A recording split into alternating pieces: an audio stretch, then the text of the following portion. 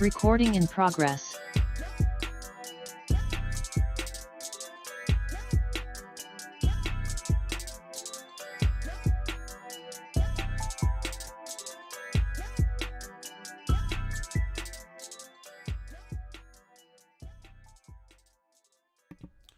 Yo, what's good? What's good? I'm your boy Trey Fraser, and I got my brother Maestro Styles here with me today. Yes, sir. Welcome, folks. It's another episode of the Barbershop Sports Talk podcast. Special thanks to everyone watching us on our YouTube channel, Twitter handle, and our Facebook page. Continue to follow us on those platforms. The Twitter handle is Barbershop SPOR2, and you can also follow us on Instagram at Barbershop Sports Talk Podcast. My bro, how we feeling, man? What's good? Cooling, man. Coming off a good day, blessed. That's what's up. Yeah, same here, man. I got no complaints on this side too. First thing first, though, I do want to give a shout out to Crystal Stone. Last week we had her on the podcast, and her guest appearance was dope. But for the people that were either watching or listening to us, we also had some things that we were trying to talk about in last week's episode. Unfortunately, we had some issues technically that we had to cut the episode short to just Crystal's interview. So we hope you enjoyed the interview part of it. But some of the stuff that we did talk about, I guess a week later now, is still kind of fresh.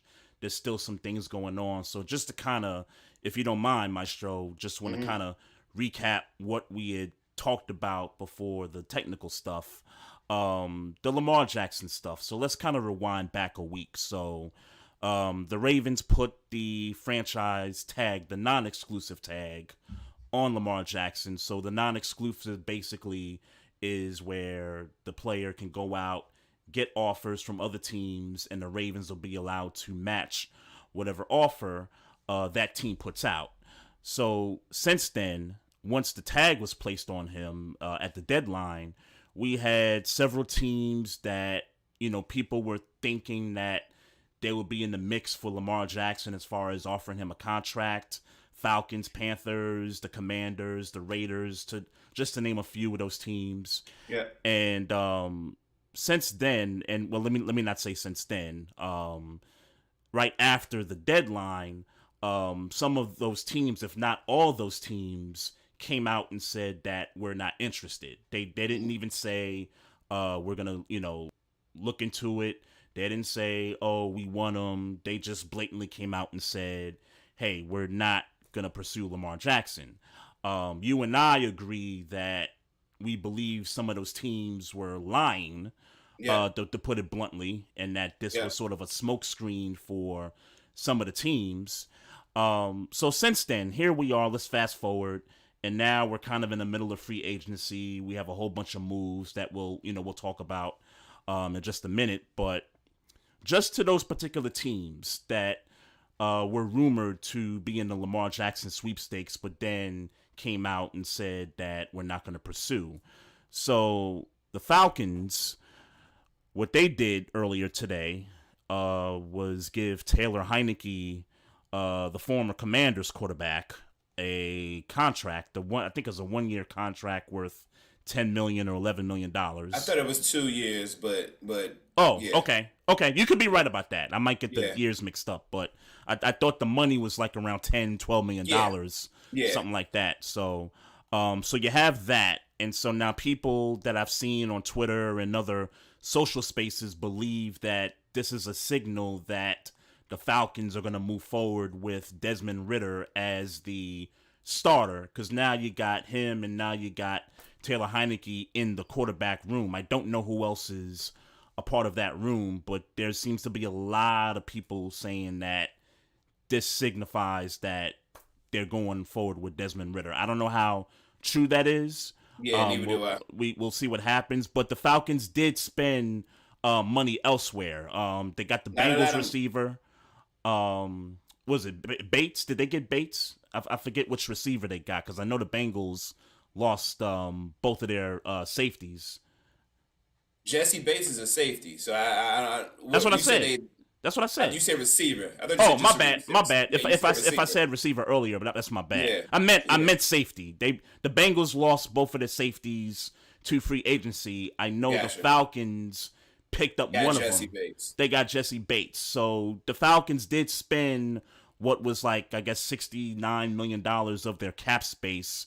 They spent some of that money towards Jesse Bates and I think a few other moves, other than, the quarterback that we talked about. So, And you feel like, and what they're saying is because they spent so much money on assets that they're no longer going to be included in the Lamar that's the Jackson. talk. That's the talk with the Okay. Falcons. Okay. And again, I don't know how true that is, but when you look at the other signings, maybe there is some truth to that.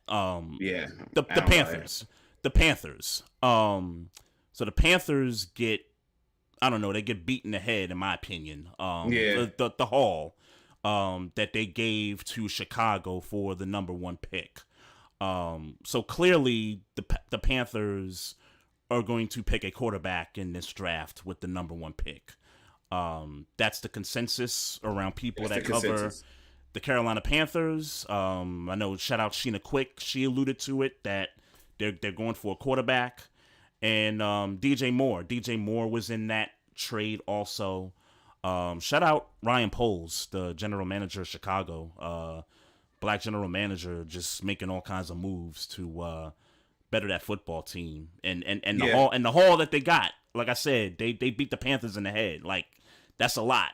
That's a lot for just to move up to number 1. So the Panthers appear to be out on Lamar Jackson.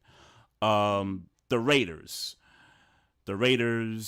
go out and they get Jimmy Garoppolo on I believe it's a 3-year deal. 3-year. I forget what the money is, but it appears that Josh McDaniels, who I don't think is a good coach, it's clear, I think, that they got their guy at quarterback for the Raiders there. Now, they did lose Darren Waller in what I think is a great pickup for the Giants as far as the trade is concerned. And so, good move on the Giants' part, but I think you lose a valuable, pass catcher right there. And I get you still got Devontae Adams, Hunter Renfrow. You still got Josh Jacobs, who got tagged, if I'm not mistaken, last week. So, And is not happy that Darren Waller's gone. Yeah, I wouldn't be happy either. Like, guys, you just signed me, and now you're giving away one of the best tight ends in the game when he's healthy. Right. I wonder how Jimmy feels about that. But Josh Jacobs tweeted that he's not happy about it. Josh Jacobs is not happy. Yeah. I can understand that coming from him. But yeah, I think he's gonna, and God forbid that he doesn't get hurt or anything like that. Josh Jacobs, I think he's gonna ball like he did this past year. So the Raiders appear to be out on Lamar Jackson. The Commanders, so they lose Taylor Heineke. No big deal there. They're saying that Sam Howell's the dude.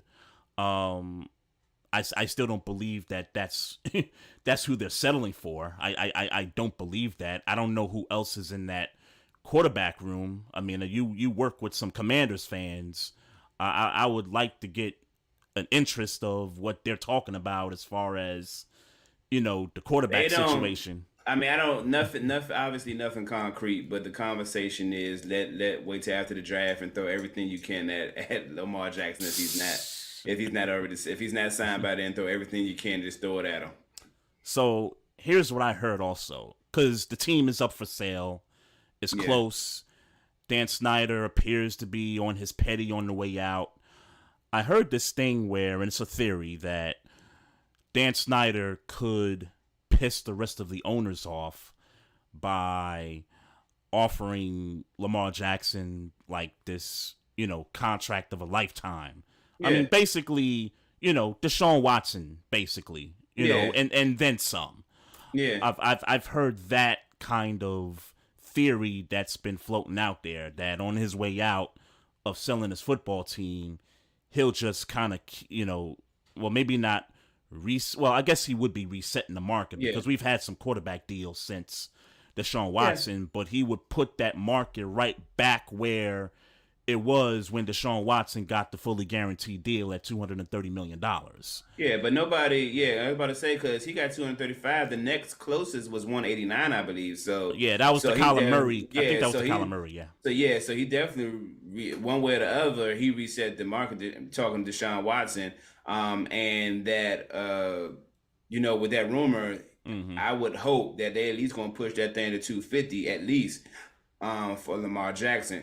What bothers me about in that scenario is that they acting like if it's emphatically a collusion and they don't want this black man for whatever reason to reset the market, it's almost crazy because it's not almost crazy, it's crazy. And I'll just say crazy for right now. But the words I'm thinking is low-key racist because we know for certain and damn well that both Joe Burrow and Justin Herbert are going to reset the market next year. So what's the problem with Lamar Jackson doing it this year when he's ready and worthy of it this year? I think the issue is, and I agree with everything you said, I think the issue is it comes down to who is representing Lamar Jackson, and that's been a big topic of discussion. Do you think? Look. Let's be clear. I agree. If this has obviously been a conversation on this podcast for majority of the NFL season and onward. Yeah, will be until he signs a contract. Yeah, but yes, he should have a representation. Yes, that's a fact. But the fact of the matter is that And I guess at the end of the day, you don't expect the NFL or the Ravens in this conversation to say, oh well, you deserve 250, so let me give you 250 guarantee. Like obviously it's their job to try to cut costs where they can. Do their due diligence on what the market is. Yeah. Well, no, they know what the market is. They know what the market is. They get paid to know what the market is. It is emphatically their job to make sure, like, if they can cut costs, to cut costs. I get it. Well, do they know the market? Absolutely, because, and I'm gonna tell you why. I am not in that office. And Deshaun Watson got paid $235 million guarantee, and we know Lamar Jackson is better than Deshaun Watson at this point. Yeah, agree with that. And he ain't been in no trouble. All he has done is stepped on the field when healthy and balled. Here's the problem with that. And again, I agree with everything you're saying 100%. Deshaun Watson, who came off of not playing for almost 2 years, right, and has got all this baggage following him, got paid a fully guaranteed contract because the Browns were desperate enough to lure him back to Cleveland to get this deal done. If I'm the team though, meaning the Ravens. Okay. I can't help but not ignore the Russell deal. And Russell was trash. Russell was trash last year. The Kyler deal. Kyler, while I'm glad he got his money, he got hurt. These other deals, the Daniel Jones deal, the rest of some of these other quarterback deals. And I'm not saying that you have to include the Jimmy Garoppolo deal. Like, I'm not even counting the Garoppolo deal. I think the three big deals, the three most current deals right now is the Russ deal, the Kyler deal, and the Daniel Jones deal. Those are the three current. Like I said, the three. I said the three. Daniel Jones. Hold on. You included Daniel Jones. I didn't know Daniel Jones was getting upwards of $180 million or something, or close to $180 million guaranteed. What's his guarantees? I am 100% confident it's not $180 million and up. What was his deals? 4 years, 160, right? You're a better Googler than I am. But, okay. Well, I think that's what his deal was. We're talking about guaranteed money though. Sure, we're talking about guaranteed money. But even if you exclude, let's say you want to exclude Daniel Jones from this conversation, Okay. Kyler's deal, the guaranteed monies there was what? The 160s? And by the way, it's 92 million guaranteed. 92 million guaranteed. Okay. Yeah. But the Kyler So that's not deal, in the ballpark. So that's not in the ballpark correct. of what we're talking correct. about. It's not in the ballpark. But the Kyler deal had about 189 something. Russell was like 140 or something like that. 140 in guarantees. Right. So if I'm let me not say if I'm the team. Let me just say from the outside looking in. Okay. I understand from a negotiation standpoint that if you're just talking about the current market and you're talking about current deals, those are the two deals that you look at. And even if those are the two deals that you look at, even Lamar Jackson last season with missing 5-6 games still performed a whole lot better than both of those guys. Exactly. So I go back to the drawing board and I kind of say, hey, let's see what these other teams think of Lamar Jackson.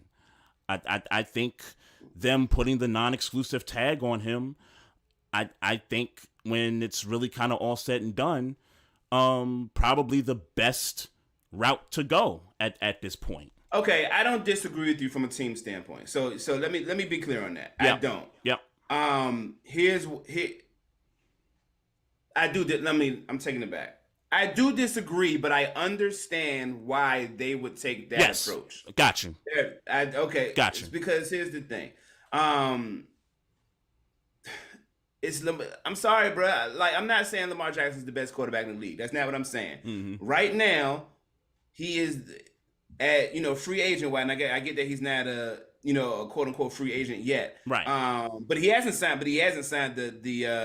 tag. He has not. He has not signed the tag. So I guess. And we're still waiting for teams to come to the table and offer something for him. Yeah. Right. So in turn, he is a free agent in some respects. Yeah. He needs to. I think again. Look, man, pay the man his money. Look, I would love to sit here and try to pontificate and try to sound smart and intelligent. Listen here. Yeah, we sounding emotional right now, right? Yeah, look, and I'm not a Ravens fan, so if he goes to Atlanta, if he goes to Indianapolis, who get ready to cut Matt Ryan, obviously they cut him already. They did. Okay, cool. Yep. Go to Indianapolis. I would rather go to Atlanta. Like, go somewhere that's not in the AFC North. They gotta contact them. Sure. Them teams gotta contact them. I think it's happening. Let's be clear about that. That's a whole nother. No, I agree. I think somebody. And let me throw this other team in there too, Maestro. Let's throw the Jets in there because this saga with Aaron Rodgers wanting his boys to come to New York with him. I don't know if it gets to a point where the Jets just say, "Look, bruh, we just want to trade for you, bruh." I mean, they already got Lazard. I saw that. I saw that they got Lazard, but now he wants Mercedes Lewis. He wants Randall Cobb. You might as well get Jordy Nelson out of retirement and Donald Driver out of retirement if that's the guys you want. To come to New York with you. You think he takes it? But at the end of the day, though, Trey. Yeah. Do you think if they bring in Lazard, obviously. Yep. Now Lazard is still going to be there with Corey Davis and. I think Corey Davis is getting cut. I think Corey Davis. That's reasonable. Cut. That's reasonable. But the young boys are still going to be there. Wilson's going to be there. Elijah Moore's going to be there. Yep. So low key. Mm-hmm. You bring in Lazard. I can't imagine Lazard is going to be expensive. Right. And who else he wants on that list, too? He wants Odell Beckham. Okay. I can't imagine Odell Beckham being that expensive. Mm-hmm. So it's not like he's asking for guys that are like, he ain't asking for, I know this guy's not available. He ain't asking for to go get somebody from another team. Yeah. Right. More so he's not asking for top dollar receivers. Yeah. He's asking for guys that he has a rapport with who don't have necessarily the stock to require a lot of money. Yep. So in my mind, you want for me to play ball, this is what you got to do for me to play ball. I mean, in some respects, you got to respect that he knows who he is in this league, and the Jets know who he is in this league, and he knows where not only how that may have them to just compete in the AFC, but also how it would be having Aaron Rodgers on your New York football team. Yeah. You know what I'm saying? So I mean, yeah, I mean we could throw shade at Aaron Rodgers for it, but at the end of the day, at the end of the day, the Jets are gonna capitulate. At the end of the day, they're gonna try to the best of their ability. Like again, Mercedes Lewis is not gonna be a $10 million tight end. I don't think. And if I'm a Jets fan and I'm worried that it's going to affect the young guys as far as like their catches and stuff like that, I wouldn't be worried about that at all. Because at all. Let's be real, Garrett Wilson is going to be the number one receiver. You know what I'm saying? Elijah Moore is going to be your number 2, maybe sometimes number 3. And if you do bring in an Odell Beckham and you do bring in a Randall Cobb is easily your 4th receiver, if that, right? If that, you know what I'm saying? Odell Beckham is going to be your 3, you know, so maybe sometimes your 4. So they got guys like they're not. To me, I don't see how this affects, if you're, like I said, if you're a Jets fan and you're worried about his demands for bringing other guys in that could possibly affect these young kids playing time. Yeah, bring them all. Don't worry about none of that stuff. Your guys are gonna get the catches. Y'all gonna ball. Y'all gonna win some games. And really, as far as I'm concerned, I'm just ready for them to just make the trade, bro. I'm getting sick and tired of the coverage, bro. I mean, just get it done. Yeah, just get it done. And look, let's be clear. I don't know necessarily what quarterbacks are on the market right now. But you know, outside of the obvious ones. But you bring in somebody just a little bit better than Mike White with all these weapons, and you know, you might not. You know, I'm not saying you go into the Super Bowl, but you should be able to compete with all these weapons and a competent quarterback with a running game and a decent defense. Like you should be able to compete. Yeah, in a tough conference. I think they insert themselves. Yeah, they insert themselves as a top 5 team. You should at least be able to compete. That's what I'll say. You should at least be able to compete. Like Buffalo, I feel like if Buffalo don't do nothing with their running game, they might take a step back. They lost some players, bro. Tremaine Edwards got to deal someplace to the Bears. Yeah. So they made Poyer wants to be gone. Like, you know what I'm saying? Yeah. They may take a step back. You don't know that DeMar Hamlin plays next year. You just don't know. I don't, you know. Right. I know people saying that he is, and God bless. I hope it works out for him in a healthy way. Yep. But we don't know what that is. So that defense looks to take some steps. That running game, we know that running game ain't. You know that Josh Allen wasn't terrible. Yeah. He wasn't. You know what I'm saying? Yeah. And then Miami keeps getting better. Miami just got Jalen Ramsey. Miami just picked up that middle linebacker from the Titans who's pretty good. Yep. So it's like. Yeah. And then they still acting like they're looking for a running back. They got 2 of the best corners in the league. They got 2 of the best outside receivers in the game. Man, that's gonna be fun to watch, bro. Like they gonna be legit good, bro. They're really putting it right back in, but they're putting it right back into his hands. Like if that's where they're going, and they're putting it right back in his hands and saying, "Look, man, we're giving you the best imitation of Alabama we can." Like, you know what I'm saying? Like we're trying to put all the stars. Like Bradley Chubb is still there. Like they got they're trying to put the best roster around him that he can. So it's like they're literally just saying, "Hey, man, here you go. Come ball." Right. So, even if this Aaron Rodgers thing falls through the cracks, which I don't believe it will, but let's just say it did. Now, if you're the Jets, you look at Lamar Jackson, and that owner is crazy enough, in my opinion, to be like, here's $400 million. 6-7 years, something, crazy like that, with a whole lot of guaranteed money in that. Yeah. Like, I don't think Woody Johnson is, that sane to not do that. You know what I'm saying? I don't see Lamar Jackson taking anything over 4 years, but I get where you're going with it. Right. So that's why I say, even though teams have come out and they said that they're not interested, I think that there's going to be one, or I think there could be two teams that I think just kind of come out of nowhere and maybe say, okay, here's our shot. Let's give it a rock and let's see what the Ravens do with it. I think the Jets become one of those teams if this Rodgers thing falls through the cracks, which I don't think it will, but if it did, then I think they're in play. The other team that could possibly be in play, I'm thinking about Tampa, and I got to see what their numbers look like. I know they got some guys on there that they've been rumored to, trade and deal They're out. trying to get rid of Fournette. Mike Evans. Yeah. They're trying to trade Mike Evans too. But what's the kid named Trask as the quarterback? Like, I don't know about that. If you're Tampa, you know what I mean? Know who he is. If you Tampa, like Trask, I don't know about that.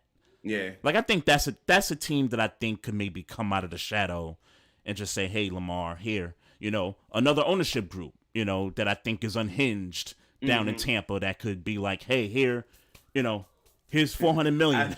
I like how you're framing these teams in the sweepstakes to get the quarterback that Josh should have been locked up, calling them names like unhinged. I think that's a clever way to word it. Oh, because they are. I mean, these teams haven't. I mean, think about it. Think about it. The Jets. Think about the Jets.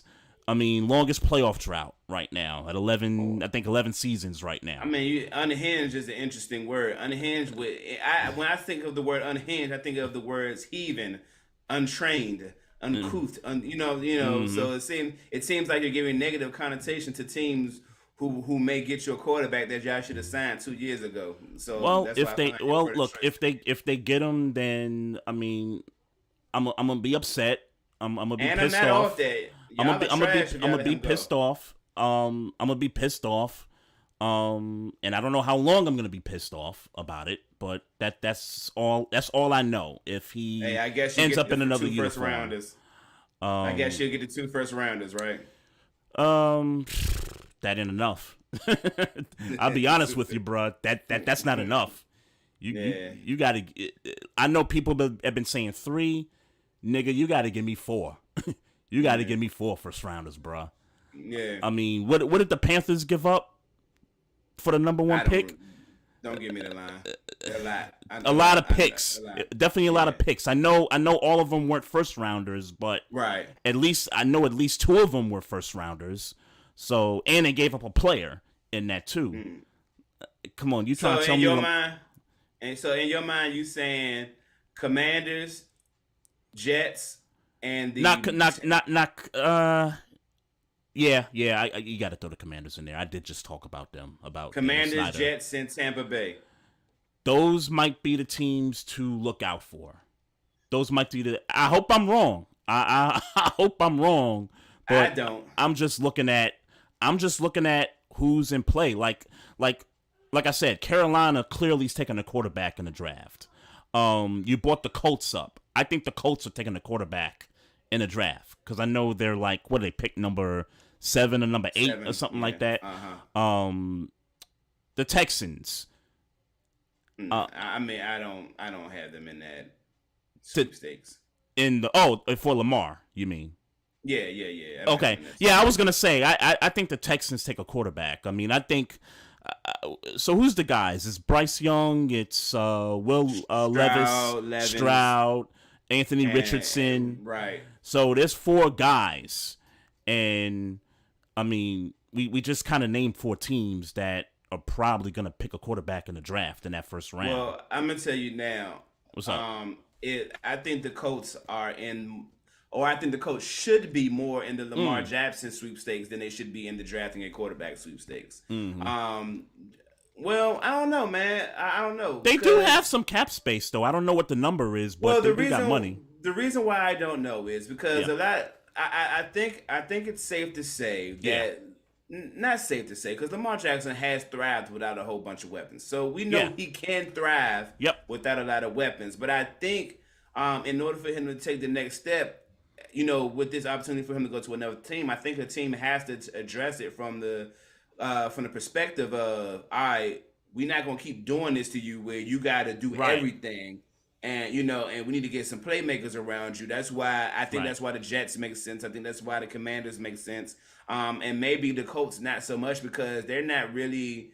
Yeah, because who are their weapons right now? Right. They don't really Yeah. got a whole lot outside of Jonathan Taylor, really. Right. You know what I'm saying? Right. And then if you even bring up Tampa, and like I said, they're looking to ship guys out. Right. You know what I right. mean? So maybe Tampa, like from that perspective that you're talking about, maybe they're not as much of a good idea to go get him or to put him through that, hey, we want to get you the best weapons available, but Right. yet, we're trading Mike Evans and we're trading Chris Godwin and Fournette Yeah. and these guys. Like that doesn't make sense. So yeah, I hear you on the Colts part of it that they don't really have those weapons to really do that, which is why I think, given the moves they made, even with the Matt Ryan cut, the Stephon Gilmore trade, Yeah. for Dallas, and that's a great That's a great trade. For great Dallas. trade for Dallas. Crystal Stone was, harping about Jerry not making moves and stuff, and here you are. he made a trade. I don't know. I mean, where do you rank Gilmore? I mean, I guess he's still a top 10 guy, right? I would rank him top 10. I know he's not Yeah. what he once was. He is. He's Right. been in the league a little while now, and But he's still a quality cornerback, nonetheless. quality, yeah. Yeah. Quality vet, you know what I mean? Like, I think he's going to help out that secondary in Dallas from a veteran standpoint, and I think he can Yeah. still play too. Yeah. He had some moments in Indianapolis, so yeah, for sure. Yeah, no doubt about that. So, yeah, I think in the end, the Colts take a quarterback in this draft. Okay. I think. That's fair. That's fair. And then, like I said, Texans, Panthers, and who knows? Maybe the Falcons, might take one of these quarterbacks. I mean, they in the literally draft. they literally just drafted Ritter last year. I know. They gave him no. I mean, it's not like he played maybe 2 or 3 games at the end of the year. Like yeah. they didn't give him. I would have to. I'm with you. Outside of them getting Lamar Jackson, I would have to agree with you that they are looking to make Desmond Ritter the number 1, Tyler Heineke the number 2. Yep. And obviously because they know that if Ritter doesn't pan out early, Taylor has shown that he could come in and provide a spark for your team. Yeah. So I think that that's actually a good move for Atlanta. One way or the other. I know a lot of Washington fans were not happy this morning when they saw the news. Yeah. But that's going to be a good opportunity for the Falcons and Taylor because you would think that Desmond Ritter, there's a high probability that Desmond Ritter is not going to come in and pan out immediately. Right. So growing pains. You could see right. Yeah. So you could see Taylor kind of doing the same thing he did in Washington, and maybe that's not good for him because he actually wants to be this solidified 100% starter. But I think we know even with the spark he's provided to Washington, when you look at him play the game, he's not a number 1 quarterback. Right. Taylor Heineke right now is a top 5 backup quarterback in the league right now when you consider who the backups are in the league. Right. So yeah, I think for Atlanta, this is a move that does signify that Ritter's going to be the guy, but it's also insurance because of what you said, that there's going to be some growing pains, and Heineke may have to come in and play some snaps, maybe play some games, start some games. Maybe say, if they're in, playoff seeding late, maybe Taylor comes in and goes on a 3-4 game run that gets them where they need to be at in this division. In this division too. Let's not forget. Exactly. Exactly. This division is. You got to think that the Saints are number 1 on paper right now, but Yeah. yeah. And did I you thought see that what last year. and did you see what the Saints did earlier today?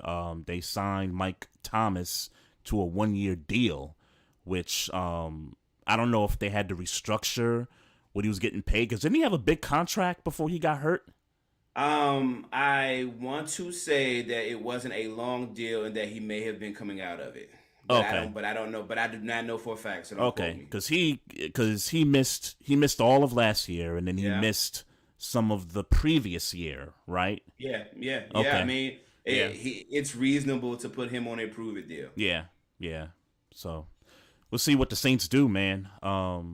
I don't know if But they've if he's done. healthy, they got a good 1-2 punch at receiver. Olave was good. Yep. Olave was good. And then gonna have to monitor this Alvin Kamara situation too, with the I guess the assault Okay. case with the video. I forgot that it happened, but yeah. That happened. But I don't want to get into it because I don't have enough info to really Right. dive deep into it. But they're gonna have Right. to figure out, if Kamara's not gonna be there, then what's gonna be the plan at running back for them. So you got that. What about these Eagles moves? I mean, they got some departures, but they did re-sign some guys. Bradbury is back. Yeah. Boston Scott is back. They let Miles Sanders go. They let Hargrave go. Hold on, wait a minute. What? Miles Sanders? Miles Sanders is gone? I think he's gone. I saw him tweet, thank you to the city of Philly. I did not see that. Yeah. Wow. So Boston, so they must be really trying to get Bijan from Bijan Robinson, yeah. that's possible. They must really be trying to get Bijan Robinson. It's possible, and they got 2 first-round picks too. They got the opportunity to get it right. Yeah, so they definitely got that opportunity to do that. So, so Eagles, subtracting, adding. I think that Javon Hargrave that's a loss. And then to go to San Fran. Yeah, the team that you just played in the conference. How dangerous Mm-hmm. that front line is going to be with man. I was so sad when Pittsburgh couldn't pay Javon Hargrave. Mm-hmm. And obviously he went to Philly and did good things, and obviously coming off last year. But he's going to go to San Fran with Bosa. Yeah. Sheesh. Yeah, and they're gonna pay Bosa. And they're right, and sheesh. Yeah. Sheesh. That's gonna be a problem. That's gonna be a defense. That's gonna be a defense right there. As if they weren't already good. But I did hear that they let not Ward, but the other guy, the other corner, Mosley went to Detroit. I want to say he went to. Okay. So I mean, yeah. So I mean, they are letting some people go, but that defense is going to still be as advertised. Yeah. Javon Hargrave is an upgrade on that defensive line. Mm-hmm. Yeah. Hey, so speaking of the running back, we were talking about Miles Sanders being let go and stuff. This made me think about Derrick Henry, and there's rumors out there that the Titans are looking to unload some players. I think they lost a couple guys already. I mean, Robert Woods is gone. David Long. Mm-hmm. Yep. And now, there's a conversation about Derrick Henry being traded. I'm trying to think of a place where he actually can win, like where he can make a serious impact. And the one place that really comes to mind is Buffalo right now.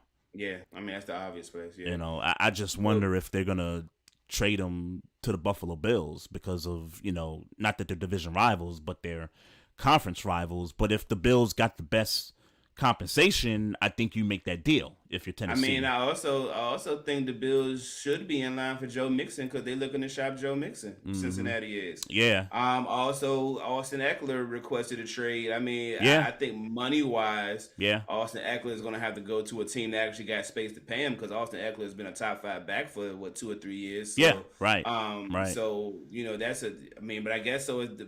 I guess the major difference is Derrick Henry has had injuries, but you know what I'm saying. But Austin Eckler is definitely if they decided they're going to put him on the market, he's definitely he's the top back in the conversation right now. Right.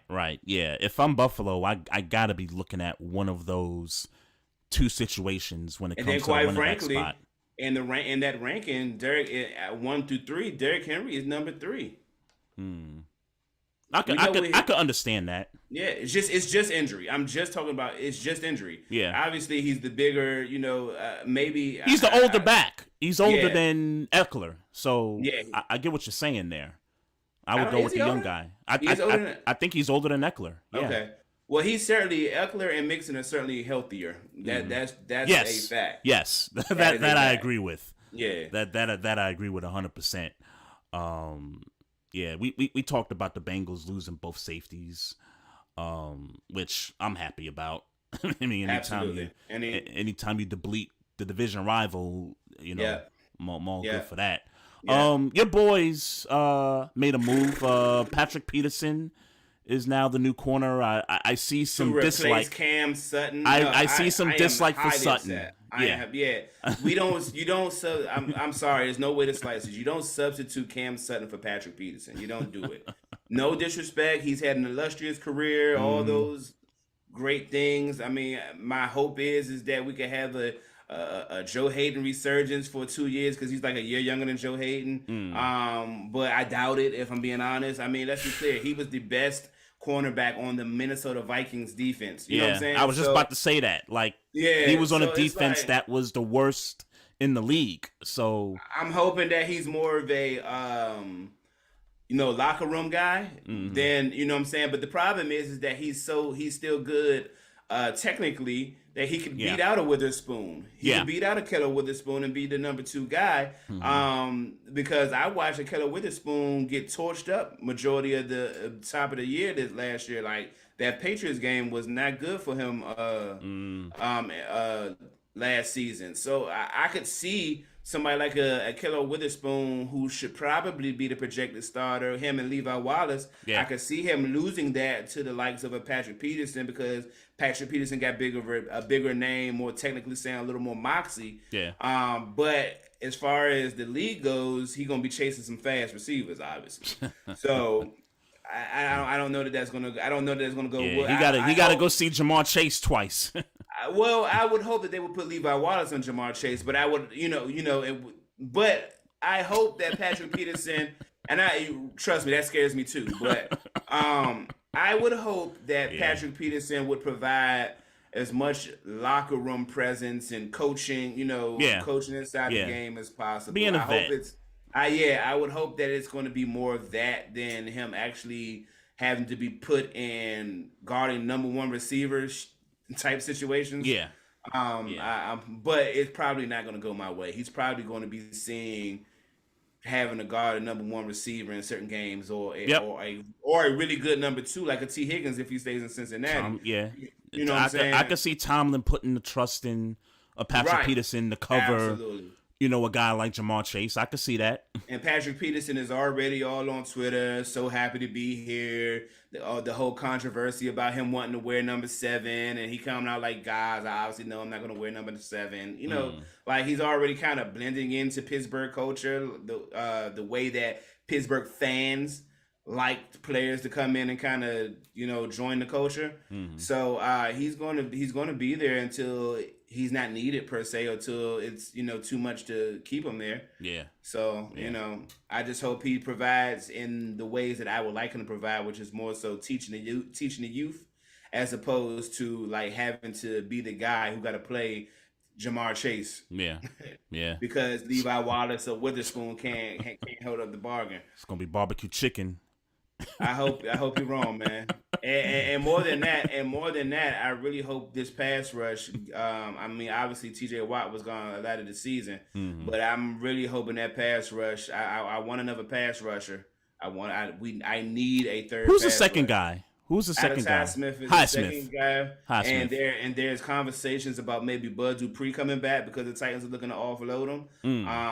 I didn't see that, but that's interesting. It might not be like Bond, like it's really going to happen, but it's certainly been conversation about it. You know what I'm saying? But if we could bring him in on some low second, because there's not a situation where I see Bud Dupree starting over Alex Highsmith at this point in the game. No. No, you got to come in as a third guy. There's a third pass rusher, period. But if he would come in for as that under that kind of salary, absolutely, man. Come Yeah, on. yeah. Something I predicted months ago that would happen to free up cap space for the Ravens, and that was Calais Campbell being cut by the team yesterday.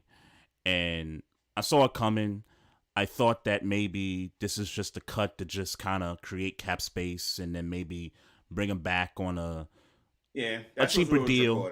Yeah, that's what's being reported. A cheaper deal. The way he was tweeting the other day made it seem like he wants to continue playing, and I mean his eyes might be set on another team. I think the guy wants to, and as much as I would like to believe as a fan that we're a Super Bowl contender, I got to look at it from Calais Campbell's perspective, especially with the cloud that is Lamar hanging over the franchise.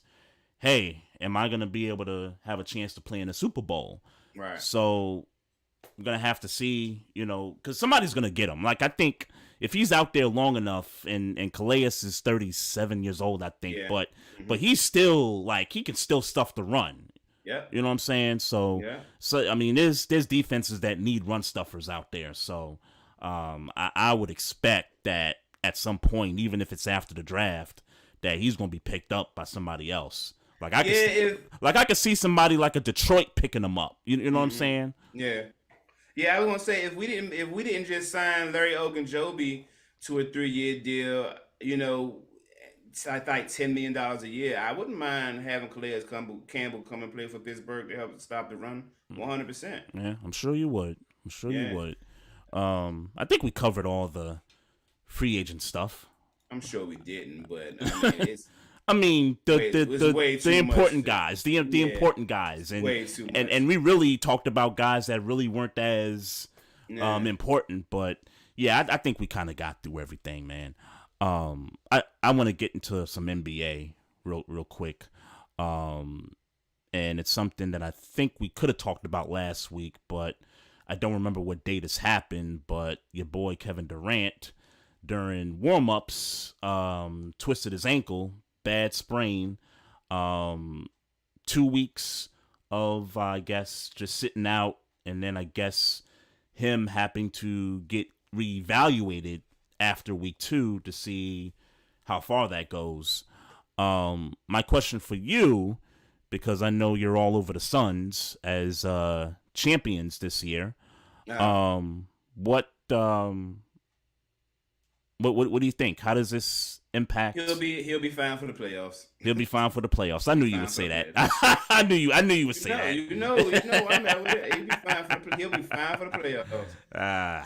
for the playoffs. I've been getting a lot of slack at work about my Devin Booker not being a top 10. Yo, I was gonna ask you that because I think you made reference to it last week. But we were in a conversation. But yeah. So their issue is that you're saying that he's not a top 10 player, and some guys at work disagree with you on that point. Yeah. I don't want to revisit it. I just wanted to put it out there because some of them watch the show. So I just wanted to make it known that I have been questioned about my Devin Booker take. I still stand on it. And that's just what it is. I'm curious to see who they left out their top 10. Like nobody named their official top 10. Gotcha. Neither did I. I did write it down, I guess the week after, in case it came up, but I don't know what that piece of paper is. I don't want to argue. I'd rather argue about that at work where I could freely yell and cuss and not stick to the format of a sports podcast. Also another but just another side note of a conversation we won't have here. Yeah. There is conversations in real life that Steph Curry is not the best shooter of all time. Do tell. Look,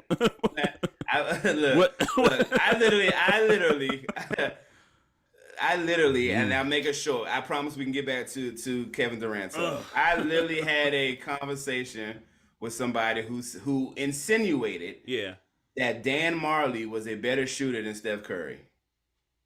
They went Dan Marley. Like, I Dan mean, Marley was a great shooter. Let's be clear. This is not shade. you could have at least said Reggie Miller or Ray Reggie Allen Miller or did come somebody. out. Reggie Miller, no, Ray Allen is what started the conversation. Okay, Let's be clear. okay, yeah. So what? Ray. People said Ray. I said no. I said Ray Allen is a better basketball player than Steph Curry. Mm-hmm. But if we're talking about just shooting the ball, nah. Sorry. I've never seen Ray Allen with that range. Yeah. Nah. I mean, and let's be clear. And maybe we've never seen it from Ray Allen because coaches didn't allow you to do it back then. Right. But Steph Curry actually said, forget what y'all talking about. This what I'm gonna do, and started making them. my man is at shoot around, shooting from the tunnel and hitting these shots. Yeah. I haven't seen Ray Allen do that, and I'm sure that coaches weren't telling him. Thing. Right. Sure, but I'm sure coaches weren't telling Ray Allen you can't shoot from the tunnel during warm-ups. You know what I mean? Like, come on. My man brought up Dan Marley. Like, respect. No. Yeah. But he now let me shoot him some bail. Dan Marley wasn't the first conversation. Okay. But Dan Marley was like, all right, bro. I gotta go do some work. I gotta go fix some shit. Yeah. You thought he was gonna walk his way out of that one, huh? No, he got what he wanted. I was like, you got that. My man said Dan Marley. No, wow. but he was not the beginning of the conversation though. So I should that there. Yeah, that's crazy. But shout out to I want to give ABM a shout out here. Facebook, what up? Facebook live chat. He agrees with you about Devin Booker not being a top 10 player. Yeah. I guess I got to do a list. I'll do my own list after the show. One day I will do a list. Mm-hmm. But for me, and at this stage, I am willing to. Because let's be clear. He's 11, 12. You know, he's on that 10 to 15 range. It's not like I'm calling him trash. Yeah. I'm sorry though. Maestro Styles is never gonna look past that game 7. Never. Hey. That's what I never gonna do it. Hey, look, it was bad. Yeah. That we agree on. Yeah. That was bad. But to Kevin Durant, well, he'll be in my mind. He'll be fine. I know they said last week in 3 weeks they'll evaluate and they'll get all the good stuff. We'll find out that he is fine and just capable. He's capable enough to play. And look, man, let's be clear. The Suns are stacked, so it's not like he may be able to cruise in the first round. You said they're stacked. I don't know that they're. Well, let me. I disagree with you with that. They're point. Starting 5, and when you bust it down to a 7 to 8 player rotation, they'll be just fine. I think. Well, they'll be fine because they have Book, Ayton, CP3, and KD in a starting lineup. That's 4 out of the 8 players that's going to be in a playoff rotation. But let's be real. Okay. They thinned that bench. Like, they had to give up some of that bench to get Kevin Durant. So I wouldn't say that they're necessarily stacked. Like when I hear the word stacked, I'm talking not just the starting 5. I'm talking 6-man and maybe a couple other guys coming off the bench. They had to get rid of some of them guys to get KD. So their bench is thinner than what it was before they got KD. But I agree with you in that I think they'll still end up a top 4 seed. I'm still sticking by my stance that I don't think they win the championship this year. Mm-hmm. I think that's for next year because I think they're gonna be more. They're gonna have more chemistry throughout the offseason and into next season. So I think the pressure is gonna be on them to win it all, and I do think they do win it all next year. But this year, I think he's coming in, mid-season. Already hurt, missing some time. I don't know where they're gonna finish in the standings. Like I said, I think they finished top 4, but this West is crazy, bro. And don't look now, but the Warriors are they coming, bro. They coming. I don't know that this year. I don't know that Andrew Wiggins can deal with Kevin Durant defensively. And I don't know that, and let's say even he does, I definitely don't think whoever has to defend behind Andrew Wiggins is going to be able to deal with Devin Booker as a number 2 option.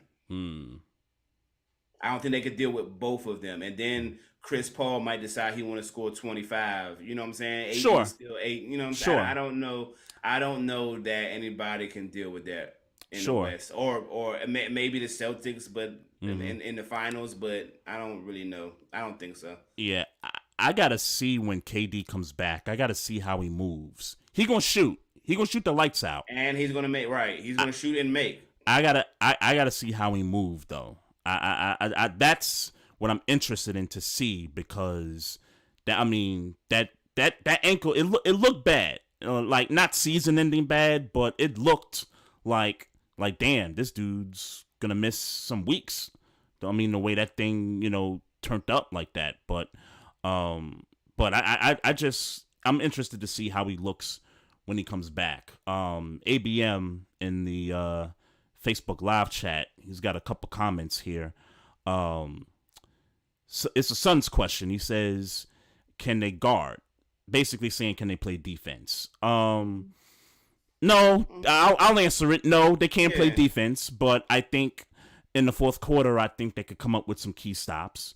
And then he says, CP3, Booker, and KD are very injury prone, which I agree with. Yeah. I talked about that when the trade happened. He also says Monty Williams might be Glenn Rivers 2.0. Sheesh. Sheesh. I'm not ready to go there That's yet. That's early, man. Yeah, that's kind of. I mean, yeah. Look. I'm not ready to go there yet. Look. I mean, because at least he got to the finals. Yeah. At least he got there. Well, Doc Rivers got to the finals and won one, and he won one. So, absolutely. But he's talking about Doc as of Clippers and now the Sixers. He's talking about that Doc Rivers. Yeah. So, he's got another question for me. Do I think CP3 has another year? Yeah, I think he does. I think CP3 plays next year. Okay. Because I don't think they're gonna get it done. I don't think they're gonna win it this year. I think CP3 knows if he doesn't win it this year, he's gonna come back, and they're gonna run it back, and I think they get to the finals, and I think they end up winning it next year. And obviously they'll have an opportunity to add some, lower level veterans, help, if that's the case. But yeah. But I think they get it this year. Mm-hmm. Yep.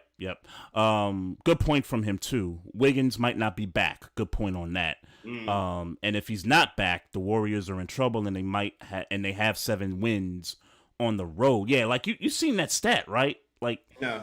They are 7-20 something on the road this year. Yeah. That is wild. Look, I'll be honest with you, man. I'm only giving the Warriors the respect, one, because you brought them up in a conversation, and 2, because they're the champs. But I mean, yeah. I look at the Warriors, and I'm not like, if I'm any team in the West, top 4, top 5, I'm not worried about the Warriors. In real, I'm not. So I got the standings right now. So Nuggets is number 1. I ain't worried about the Warriors if I'm the Nuggets. They up 4.5 games. You got the Grizzlies number 2. There's no John Morant. Maybe they should be. I think the Grizzlies, I think, take a fall. I don't think they finish number 2. I think they take a fall. Sure. You got the Kings, and props to Mike Brown, because I think he is clearly and far away, it's not even close, Coach of the Year. Yeah. This year. Kings sitting right there, number 3, 40-27. But they in your mind, and you've clearly seen more Kings basketball than I have this season. Yeah. They have nothing to fear the Warriors. In your mind. See, this is tough, because I'm just talking about fear. I'm not talking about if they'll beat them. I'm talking about. I think so. So the Kings should fear the Warriors in the sense that they're the champs and that they got the experience. Whereas this Kings team is an upstart team. This team doesn't have a lot of experience, minus Harrison Barnes. I'm talking about fear. I'm talking about. That's what I'm saying. Like, right. I think the Kings should fear them from that aspect, that they're the champs and that they should be respected. But if we're talking play for play, and the Kings have been like, and like you said, you haven't watched a lot of Kings basketball, but I've been paying attention lately. They've been, putting up 150. Well, like they put up 170 against the Clippers that one week. It was a double It was a double overtime game. Both teams was in the 170s. So that's more of a sure. type. Yeah. You're not gonna see those kinds of games in the playoffs. And more than that, if both teams was scoring at that caliber, then it's kind of like right. But it kind of takes a little bit off. If I'm Sacramento, I'm confident in my talent and my ability to go out and beat Golden State. Yeah. If we're just relying on talent. That's all I'm talking about. Yeah, if we're just relying on that. Yeah. Yeah, I'm just talking about looking at how I'm playing this year and how they're playing this year. Yeah. There's not many teams in that playoff run that should feel like, oh, if I get the Warriors, I'm in trouble. Right.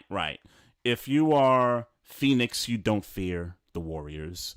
If you're the Clippers, and this team's been up and down too. But I think if you're the Clippers, I don't think you fear Golden State right now. T-Wolves, you fear them? Sure. Dallas, absolutely not. Okay, I'm with you. In my opinion, I'm with you. For some reason though, I think Dallas gets beat in a series by Golden State. With both these teams the way they are right now, I think Dallas gets beat. But I don't think I'm with you. I don't think they fear Golden State. And then, to round it out, I hate this stupid playing thing, but I guess 9 seed, 10 seed, you got Lakers and Pelicans right there. LeBron is looking to come back. If you're the Lakers, you shouldn't fear Golden State, given what your roster is right now. But something tells me I think the Warriors take out the Lakers in a series right now. Yeah, I'm confident in that. The Pelicans are in a free fall like that. Well, if Zion, I guess the main piece as to the Pelicans' fall is Zion being injured again, and they're talking about that they may be able to get him right before the playoffs or the playoffs, so they have to play them in a play-in situation, or if they make the final 8 and for some reason get the Warriors, which I don't think they fear the Warriors either. Okay. Is he coming back though? It's only reported, but I'm saying with Zion Williamson. Right. Yeah, with Zion, they're a bigger threat. Yeah. They started off so good too, man. They started off so great, and it just fell apart from there. Brandon Ingram, I think, missed a lot of time. McCollum, Zion has been out, for a while, and it's just been tough down there, man. ABM's got a comment here. De'Aaron Fox, that I agree with you on. Finally getting his due as one of the top point guards in the game. Also, he said, don't forget about Jacque Vaughn for Coach of the Year. He's took over a train wreck, and he's kept him in the top 6 after the trade and stuff. So, I hear you on that. I hear you on that, because I did kind of expect the Nets to kind of fall. Not fall to the point where they missed the playoffs entirely, but I thought that they would fall into that 7-10 range, and depending on who they matched up against in that one-game playoff, maybe they might have a chance. But Mikal Bridges is putting on for him right now. So they got a nice squad going, and Spencer Dinwiddie, he can play too. So they got some good players on that team right now. They're number 5 right now, right over my Knicks right now. We're just coming off of a 3-game losing streak. Just beat the Lakers last night. And didn't they? It is the Nets that ended up getting 5 second-rounders for Jay Crowder. Yes, I believe so, because he's with Milwaukee, right? Right. Yeah. That's that. Jay Crowder. Respect to the man, but 5. I don't know that I'd be paying that much, but Milwaukee's like, nah, we need that nigga. But hey, if it work out, then it work out. It work out, yeah. They playing like a machine right now, man. They were just on a 16-game win streak last week. They got that cut, but they've been rolling right now. They might be the number 1 seed when it's all said and done. Boston's been kind of up and down. We beat them in that overtime game the other night, last Sunday, I think it was. And then it was a game against the Cavs who was it at the line? I think it was Robert Williams. Rob, No, the other Williams kid was at the free throw line, and Donovan Mitchell was like, "Yo, you're not gonna make these free throws." oh, Grant, the light skin, Grant Williams. I think his name is Grant Williams. Yeah, he was at the free throw line. Donovan Mitchell told him, "Yo, you're not gonna make these 2 free throws." He's like, "Nah, nigga, I'm gonna make these free throws," and he misses both free throws. And that game went to overtime. The Celtics lost that game actually too. So shout out to Donovan Mitchell. So Celtics are floundering a little bit too. Question for you: MVP right now in the league right now. Don't ask. I don't have an intelligent answer. I will hold on. I know everybody seems to be giving it to Embiid on my timeline. But I'll be honest with you, I'm just starting to lock in. So I'm just starting to really lock in. Okay. Yeah, I'm seeing a lot of Embiid talk. And I'll be honest with you, I think I just want him to win it because he should have won it last year. Mm-hmm. And I know Jokic is like doing his thing right now. Like he's really legitimately in it to win his 3rd in a row. That's legit. I want Embiid to win it just because I thought he should have won it last year. Is there anybody else who got a shot in the dark in your mind aside from those 2? Yeah. I'll be honest with you. I think those it don't feel like it. Yeah. I think it's those 2. I'll tell you what. Earlier in the season, I know Tatum was on a tear. Before they had this little slump that they currently were in. I would take Tatum out for the moment, but other than that, there really hadn't been much of anybody else that really kind of comes to mind here. Yeah. Had Ja Morant been able to play, maybe he gets into that conversation. But nah, I don't see that. Speaking of which, we could talk about Ja Morant, because that was something I wanted to bring up last week also. I'll start it with you. Your thoughts on everything that's transpired with this leading to his leave of absence from the team. I'm glad, whether it was a forced leave of absence or I'm deciding because this is what's going to be better for me to take a leave of absence. Mm-hmm. One way or the other, I think it's a healthy thing to do to just go ahead and take a leave of absence because whether, there's this whole conversation about is he a gangster, is he not a gangster, is he putting on? I mean, he had that situation with the kids at the park. He on Twitter talking about, do you know what bullets taste like? I'm paraphrasing, obviously. He's doing all this shit. And at the end of the day, even like whether he is a gangster or not, for me ain't really the point. At the end of the day, bruh, you making a gang of money that is changing your family's life. Mm-hmm. And whether you a real nigga or not, you need to go ahead and continue to lock that money up for as long as you can lock that money up, and you can go back to thugging when it's if that's what you want to do when it's all over and the windows of opportunity closed. Then by all means, be that 30-year-old dummy out here talking about I'm a thug, I'm this, I'm not. But right now, while you were younger and the windows of opportunity is open for you to get all the money you just want to get. I've heard a conversation about how when Nike let go of Kyrie behind the shoes or whatever, that they immediately put Ja Morant in place and made his shoes look super eerily similar to the I didn't Kyrie see that. sneakers. I didn't see that.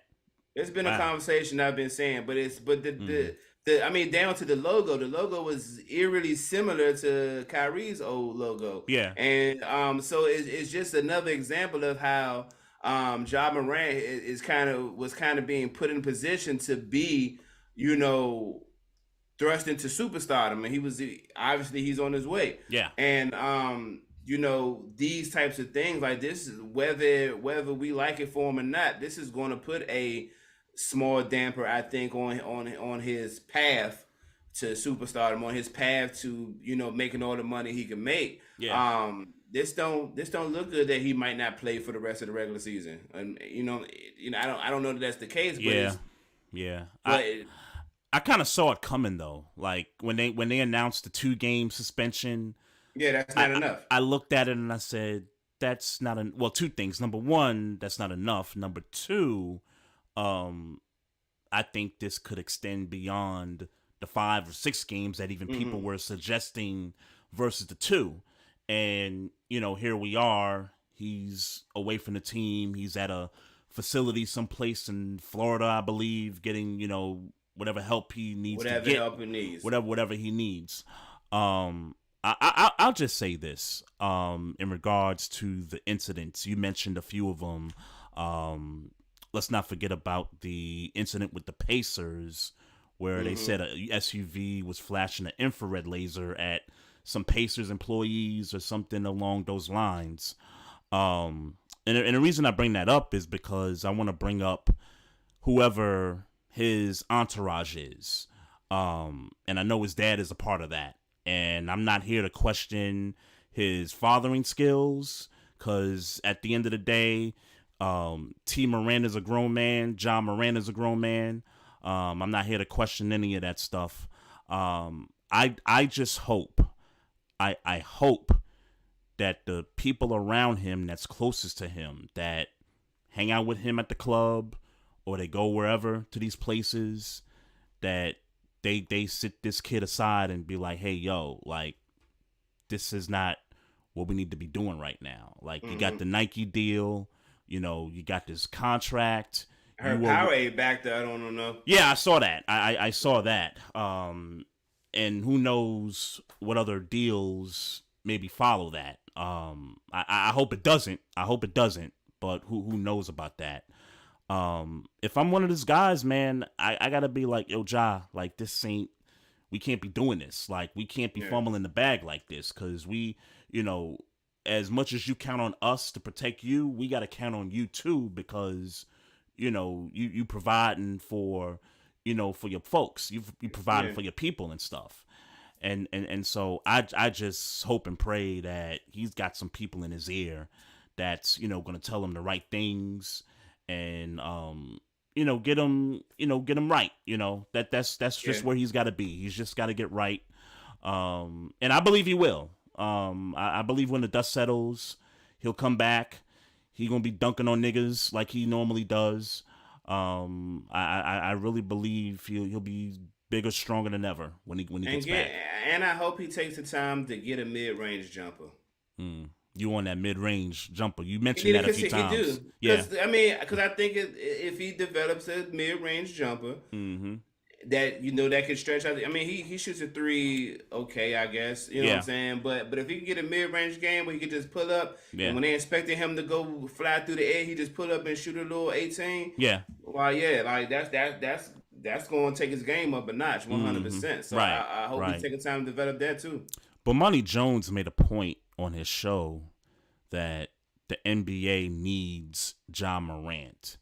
And I didn't finish watching the clip of him saying that, but just those words, I understood exactly what he's talking about. It's because you got guys like Jokic, Embiid, Giannis, which are all international players right now and are faces of the league, but we got this kid from South Carolina who's an American player that, the league needs an American face to be a part of this, triage of faces. I think it helps. I think it helps if you have an American face of your league. It seems painstakingly clear since the pre-emergence of Giannis. I remember when he was. This conversation came up in a circle the other day. Yeah. I remember when he was losing in them first rounds, but for some reason, every year they was making him like he was the guy. Like when you talk about promotion and going into the season, it seemed like a real concentrated focus on Giannis Antetokounmpo for some reason, and I wasn't understanding it because I'm like, yo, this, you know me, I wasn't giving him his respect until he won the finals because it's like enough is a damn enough, dude. You are the dude, so be the dude type shit. And that was for about what, 3 years, right? That was a strong 3 years. That's for about 3 years, yeah. So I mean, so with that.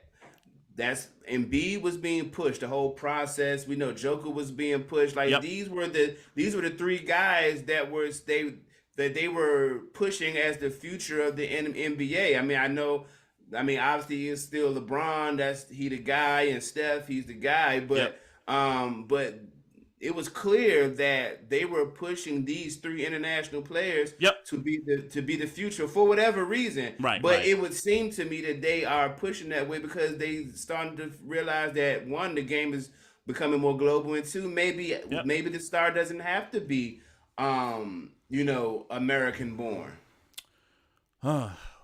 Maybe you might be right. You might be right. As good as Ja has been, when we talk about MVP conversations, the MVP conversation for the past 2 or 3 years has consistently been Giannis, Greek Freak, Giannis, Joker, and Embiid. Consistently. Yeah. I'm interested to see how the consensus of the fans feel about this, and I guess how they. Because look, me personally, I like watching those guys play, like Giannis, the Embiids, and the Jokers. I like watching those guys play. I like watching Giannis play more than any out of the 3. I prefer Giannis. I mean, Joker, he kind of plays a boring game. He's good, but he kind of plays a boring game. It's boring. Yeah, and but he's silky smooth with it though. Like that's the thing with him. It's like he's. That sounds like an ESPN word. I hate to be that guy, but I don't. I don't think it's. I mean, look, I'm not saying he's good. I'm not saying he's not good. That's not what I'm saying. I'm just saying it's boring. I be honest with you. I don't care for. No, I get it. No, I get it. I understand why you're saying that. He's just, to me, he's just smooth with it. Like he can't, he doesn't jump. You know what I mean. Like he's not this highlight reel. But you're just like a fat white boy that can play ball. Like you ever see that white boy on Instagram? He real big, but he be on the court like throwing it crazy, and like he reminds me of that dude on Instagram that just he's crafty. He's a crafty player. Yeah. But I mean, at the end of the word, day, crafty. At the end of the day, if a superior athlete wanted to shut him down, a superior athlete would shut him down. They can. Yeah. Nah, I'm with you there. But yeah, you're right. It's been those 3 guys. Like when you talk about MVP conversation for the past few years, it's been those 3 guys. Tatum gets in there every now and then, but at a strong number 4, right? In most of those years. Yeah. I mean, when you're talking American, like the best American players right now, and I'm just talking about guys who are young and just kind of entering their prime on the court, on the prime. It's Ja Morant, Tatum, Donovan Mitchell. I'd put in that conversation. I don't know that I would put Donovan Mitchell in that conversation if you're talking about the best players in the league in MVP conversations. Well, I wouldn't put Donovan Mitchell in the MVP conversation, but I would put Donovan Mitchell top 10. I got to do my player. List. As a player. Maybe. But the American players that are in the conversation for MVP is Jason Tatum and Ja Morant. And when the Steph Curry and then obviously the OGs are the games is the Stephs, the LeBrons, KDs, Durant, CP3. Even though he's never won an MVP, but and then CP3 like he's not in that conversation with the likes of Steph Curry, LeBron, KD. Right, he's not. You know what I'm saying? I'm talking about the tops of the tops in the game. Yep. The OGs are the KDs, the LeBrons, the Stephs. Yep. The actual being marketed as the future is Giannis, Embiid, Jokic. Yep. And then those American players that are like in that conversation is Jason Tatum and Ja Morant. I mean, not to sound disrespectful, everybody else is kind of just around.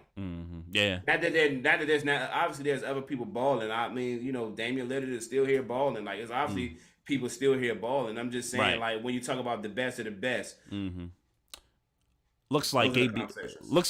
Looks like ABM's got a case for Giannis for MVP. He says Giannis has been dominant, but he's won before, so his numbers get taken for granted. Taking it for granted, yeah. Remember, he's done work with Middleton not being back to form. Facts.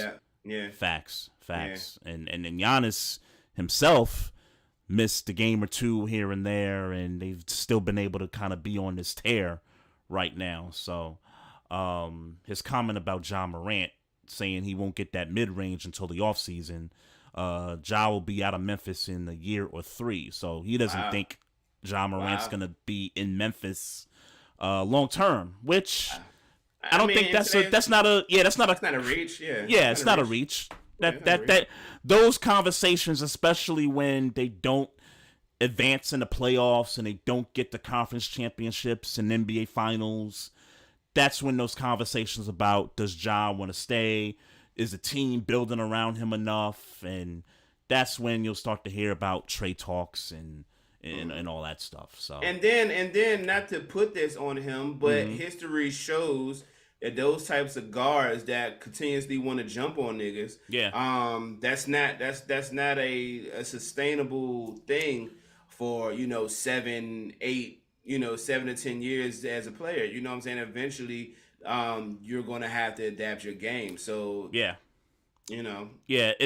think that's why there's a lot of Ja, Derrick Rose comparisons. I mean, even Russell Westbrook to some extent, because Russell Westbrook is to jump on you. I mean, he just never really developed the jumper. Russ survived that though. But he survived, but he didn't survive it the way he's not. You don't look at him and say he's a top 10 player like he was when he was jumping out the gym. Right. I'm just talking about from an injury standpoint. I'm not talking about. He's had a productive career. Since then, absolutely. Yeah, definitely. Like I would if I had a choice of who to put in the Hall of Fame, I'm putting Russell Westbrook in the Hall of Fame over Derrick Rose. Yeah, over those guys. Yeah. Right. No question. Ja's early, but Derrick Rose. Between those two, Russell Westbrook for me gets in on skates. Sure. So, ABM's question for me: what's the timetable on Jalen Brunson's return? So,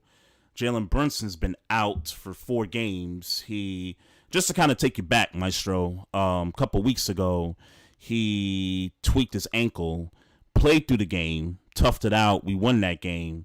Then the following game, he tweaks it again, still plays through it, and we won that game as well. And then we get to Sacramento earlier last week, and he re-aggravates it to the point where he doesn't play the entire second half. And since then, he's missed 3 games so far. And it's clear, like I've been telling you, for weeks now, that Jalen Brunson is, and I'm paraphrasing, he's sort of like the MVP of the team right now because, he's your traditional point guard. And not only is he getting, he's setting guys up for better shots, he's scoring himself also, right? So the void. Leading scorer on the team is better. Oh no, second leading score because Randall's over him by Randall's over him, yeah. Like a point or something, yeah. Somewhere around there. So you feel his absence, like as far as inbounding the ball, setting up guys, last second shot opportunities. You start to see some of the old Julius Randle show up with the fumbling of the basketball and late minute situations. Although he did have that buzzer beater in Miami, that was dope for him to do that. It was a prayer. It was a prayer, but he did hit one. Even though Miami's some meh. Yeah. What's wrong with the Heat this year? Like what? I don't know. Don't worry, man. I think I'm gonna have to get league pass for the rest of the year. Yeah, do something, bro. Yeah. Do something, but yeah, that's wild. Well, ABM is a Miami Heat fan. Maybe he could tell us what the hell's wrong with his team right now. But yeah, that was cool to see Julius Randle finally hit a game-winning shot to seal a game. But you could see that this team without Jalen Brunson moving forward goes nowhere. Like they probably get swept again. Well, not again, but they probably win one game in the playoffs if they don't have him. So, to answer your question though, ABM, I don't know what his timetable is because the Knicks don't like to share a lot of information when it comes to injuries. So I'm just gonna be mindful that there's 12 games left. As long as we don't fall out of the 6th spot, finish in that top 6, and we'll be good. You know what I mean? Like I'm good at the number 5 seed, number 6 seed. I'll be good at that, even if it means that I got to sacrifice Jalen Brunson to rest up a little bit more. Yeah. Even if it means we got to let the Nets take the 5 seed and we just fall to 6. Like, I'll be good with that. You know what I mean? So to answer that, I'm not sure. So he's got his answer about the Heat. Heat are mediocre. We fall in love with our own players and overpay to keep them. So he's referring to Bam. He's referring to what's the white boy? Hero. Tyler Hero. He mentions Kyle Lowry coming back. He says that haunts them. I know Lowry's been hurt and he's been out for a few games. Kyle Lowry's getting old. I mean, I think that's where we gotta kind of call that. You know what I mean? Like, he's getting old. He's not old. He is old. He was saying that when he was in his last couple years in Toronto. Like, I know he had a little 30-pointer every now and then in that last year. Yeah. But he was old then. I'm surprised he's sticking in there, man. Like, to this day, bro. I give him credit for it, but you might be right. I don't give him credit for him. They give him a contract to play, and he got the energy to play. Then he just made another, few mil. Sure. Get your bag, Kyle Lowry. As long as you can get around there and go through the motions, and they willing to pay you to go through the motions. And shit, I'll go through the motions. Yeah. So he's also insinuating that Bam and Jimmy they play a lot of minutes, particularly on both ends of the floor. And I kind of hear what you're saying about that because Julius Randle plays a lot of minutes. I think he's leading the league in most minutes played right now because Julius has played every game this year. And we know Tom Thibodeau loves to play guys and I don't want to say run them into the ground. He but don't rotate. He's bad with rotations and stuff. So I'm seriously thinking about giving Julius in one of these next few games to close out the season, making him sit for a couple of games or 3. I would seriously consider doing that if they really want to try to make a push for a second round appearance, which I don't think they're going to get to the second round. I do think that they're going to play a competitive first round series, whether it's the Sixers or the Cavaliers. I think they're going to take one of those guys to 7 games, but I need my guys healthy. Like I don't need them running into the ground before the playoffs start. So we'll see what happens there. Yeah, man, I'm good. Lowry's making $30 million this season. Damn. Sheesh. Damn. Yeah. Tell the man, let me borrow $200. Man. Sheesh. Yeah.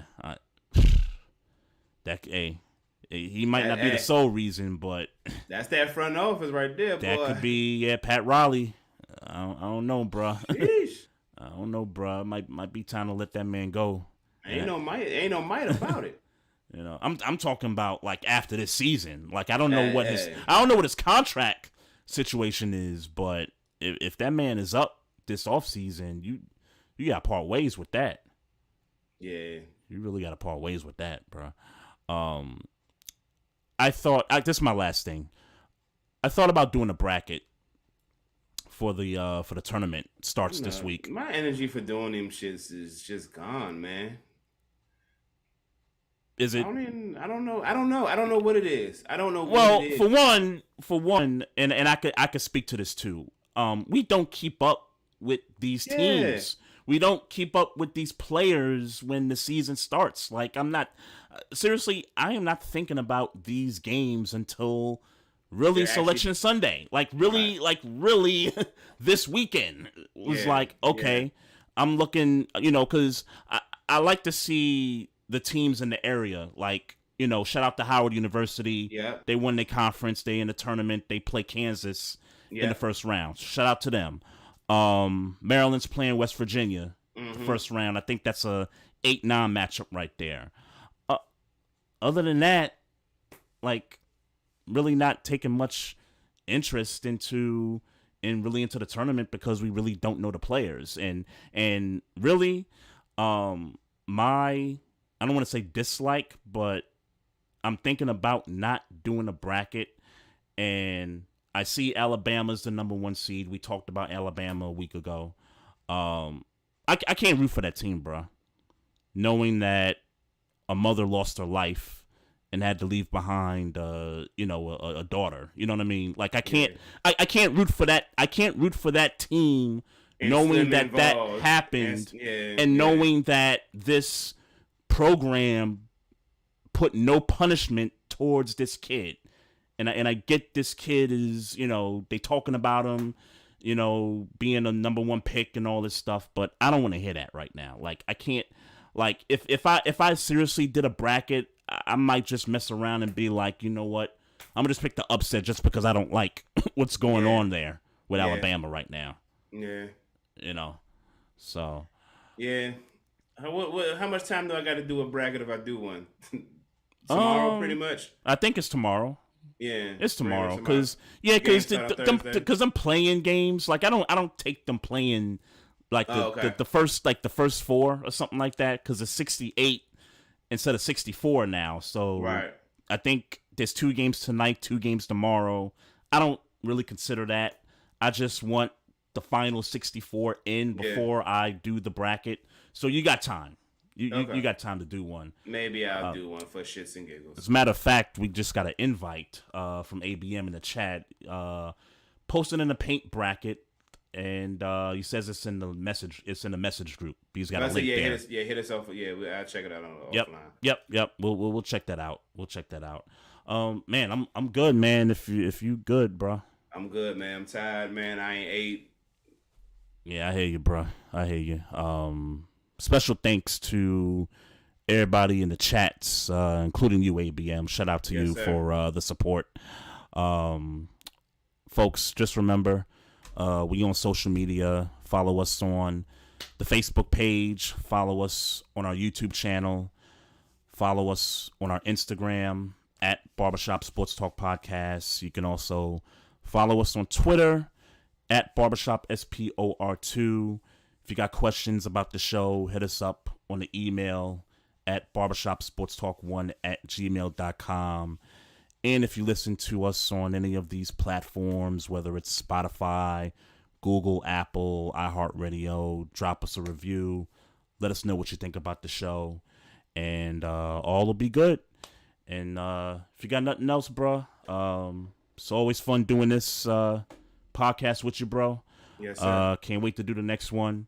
And we gonna get it in. Folks, y'all have a great week.